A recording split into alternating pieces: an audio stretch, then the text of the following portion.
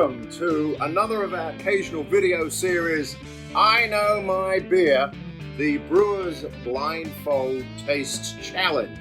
Now today, I'm here in the Britain Yankee pub in deepest Chicagoland, but we're going to be going cross-country, not east-west, we're going to be going north-south. We're heading to the Sunshine State of Florida. Down there at the Barrel of Monks Brewing Company in Boca Raton is a couple of good chums of our podcast. First of all, I'm going to introduce the person who's going to try and identify his beer, and that is Mr. Kevin Abbott. Hi, Kevin. Hey, Bill. Nice to be here. How you doing down there? It looks like you're in at night time, but I do know that you're in your tap room upstairs, so it is beautiful and sunny, I'm sure. We are in our tap room. I am ready to crush this challenge and prove that I know my beer. Good. And taking the role of the Brit who hands out the beers is his good buddy and cohort from their beer podcast, United We Drink. He's also part of Copperpoint Brewing, which is in Boynton Beach, not more than 20 minutes away from Boca Raton. And that's Mr. Mike Jurewicz. Did I get the pronunciation right, Mike? Yeah, not too bad for a Brit. Good. Thank you very much indeed. You should have heard his first couple tries. Yeah, I did. I was coached. So just to let everybody know what we're going to do here, and we've done a few of thes in the past. We thought it'd be good to try and do one stateside, if you will, or it's not internationally. What is that? Intranationally. There we go. In front of Mike and Kevin. And Kevin is actually going to be the one who's going to do the tasting. I should say that both of these guys have risen through the ranks of craft beer. They used to be head brewers at Barrel of Monks. Mike, I think, was head brewer at Copperpoint, and now they're in management. So we want to test to make sure that they haven't forgotten how beer really tastes. Anyway, what we're going to do is Mike is going to reveal one of the beers, and you can see we have three. We usually only have two, but today we have three.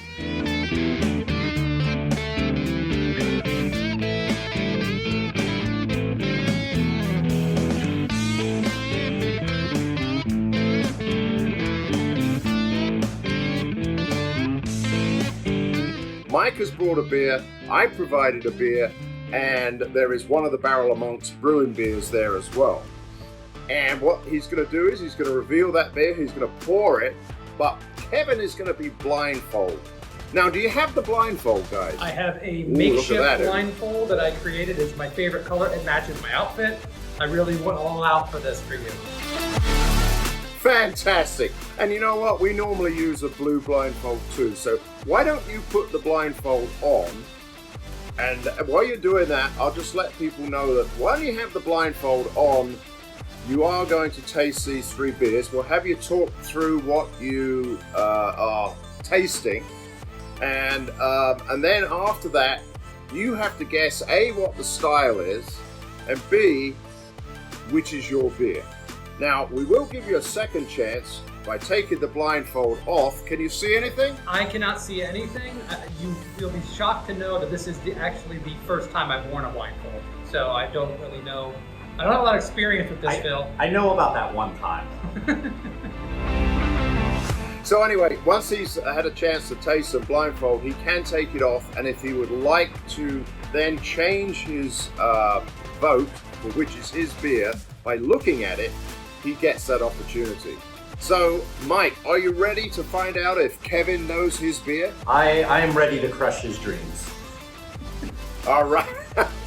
Right, go ahead then and reveal whichever beer number one. So he's now got it and he's pouring it into a beautiful snifter glass. Now, for those who don't know, Barrel of Monks is a Belgian style brewery. They do other styles as well, but they started off doing Belgians. So I think you guys are probably going to guess that it's going to be a Belgian style. All right, go ahead, Kevin. Tell us what you're getting. I'm picking up a little bit of pepperiness. It's not, doesn't have a very sweet nose. So I would consider it to be one of the drier styles. A little phenolic.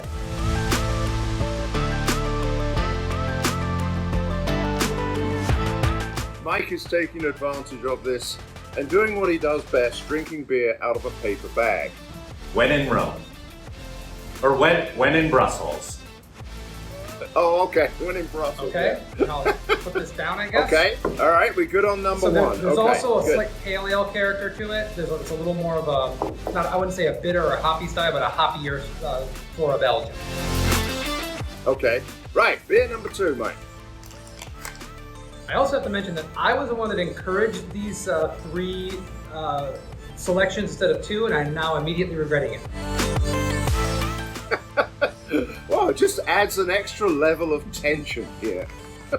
Right, beer number two. And maybe you could hold the glass forward just a bit so we can get a quick look at the right the area? color there. Yeah, That's I am great. blindfolded. Mike, can you hold the other one up forwards? Because we didn't get a good look at that one. Oh, I see. Very good. Thank you. Thank you. And even I don't know which one Mike brought, but I do know which one I sent, but I don't know which one they're testing it against. Once again, a little more phenolic, a little caramel malt, even maybe slightly oxidized. But yeah, it's definitely Belgian. It's a beer. It's a beer. Okay, good. It's a beer, right. Primarily liquid. I was going for a solid at one point. If you froze it. So now he's coming up with the third one. I have to say, as you're pouring them out, they all look very similar color. Push that one forward there a bit before he gets hold of it. There we go. Yeah, okay. That one's got a beautiful white head. Oh, I shouldn't say that, should I? Oh, you're in trouble now, Phil.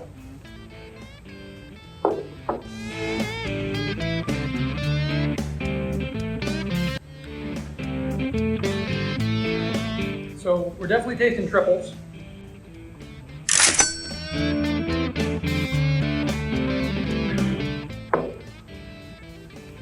That's a lot. Got a big caramel flavor, high carbonation, a tinge sweeter than the other ones. This is what I got for that. Okay. Mike's making sure he remembers what the beer is now as well. All right, good. So, after having tasted all three of them, are you going to make a stab at which one is yours? My fingers? He is saying Number three. He's going with number three. Okay, so now we'll find out whether or not he's right in a second. Mike, would you please take off his blindfold, or he can take it off himself? He's not helpless. No king shaming. Okay, ready? I can take it off? Yep. Now you can take a look at the beers. I'm still blind. Hold on. We haven't revealed them yet. If you want to take a look and change your vote, you certainly can. So bring those three over in front of you. That's 1, 2, and 3. Beautiful. Look at that. I'm pretty confident. They all look pretty much I think the it's number same. You think it's number 3? Okay. So he's gone with number 3. Mike, would you undo the brown paper bags and reveal from number 1 through number 3? Do it that way. We'll see. So the first one you tasted, if he can get it off. Oh, he's got it. There we go. Brilliant. And he's pulling it out, and there it is. It Ommegang and New Belgium's Belgian Essence. All right, the fine folks at the Ommegang Brewery up there in New Two York. classic American Belgian breweries, so that's a good example. That's a good one, right? So beer number 2. It's like Christmas. He's unwrapping his Saint gifts. Bernardus. There it is. Saint Bernardus, yes, and that's a classic Belgian triple. Now that's the one that I sent down. Good choice, Mike, by the way, on the Ommegang. So, Kevin, it looks like you know your beer, because what is it? Three Fates Barrel of Monks.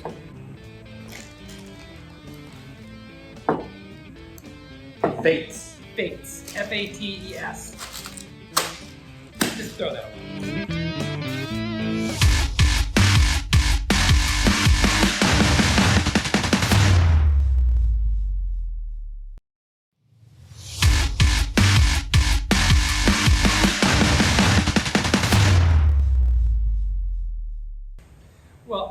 So, interestingly enough, Mike, did you try all these? Yeah. Okay. So, I want to know from you, do you think you would have been able to get the difference? Like, were there vast differences in these beers? Vast, no. The Omegang New Belgium one was a little bit hoppier. Like you picked that up and Yeah. I picked that up. But honestly, I got a lot of similar notes out of him. The thing to me that I saw was, but blind tasting, you're not going to catch it, is the two Belgian, American Belgian and Belgian beer are hazy, and yours is damn near clear. Yeah, pretty clear. But I thought this was a lot closer than I even thought it was going to be. And I'm not a Belgian beer fan. I think that a lot of triples just kind of all taste the same. But this was tough, and I don't know if I would have been able to pick that out. You're flattering me. I do know this beer obviously very well. I brewed the first batch of this beer, over 8 years ago. So one of the things that's distinctive about the Three Face is that it does, I don't want to say sweet, I did say it's a little sweeter than these. It is a little less dry is how I prefer to say it. There's a little more caramel malt flavor. You're also picking up some stone fruit, and there's just some distinctions. Also, I get a little hint of vanilla in this beer as well, which was not present in the other beers. For the lack of a better term, I can't quantify specific flavors, but the St. Bernardus tasted more old world. It had a little more of those herbal notes. It had just a little more of that old world charm and style. And then the Omegang was just a little too hoppy. Once you realize it's a triple, I know that my triple does not lean in that direction. Now, the important thing some people don't know is that traditionally the triple was the hoppiest of the Trappist styles. And that was a hoppy beer. Now, it pales in comparison to any hoppy beer made in the U.S. or pretty much anywhere else. But that was something else that gave it away for me, that it wasn't my beer. But it's interesting to see that they went down that road. It's a really good beer. I like this one a lot. Well, alas, I don't have the Omegang in front of me, but I'm going to have to go out and see if I can find that one. I'm sure it's here in the Chicagoland area. I do have my St. Bernardus here because I got a 4-pack. Why not? So I'm going to raise my glass to you and say thank you very much, Kevin, and thank you, Mike, for being the bag man. Don't go blowing my spot. We can raise our glasses and say that Kevin definitely does know his beer. Cheers. Cheers, guys.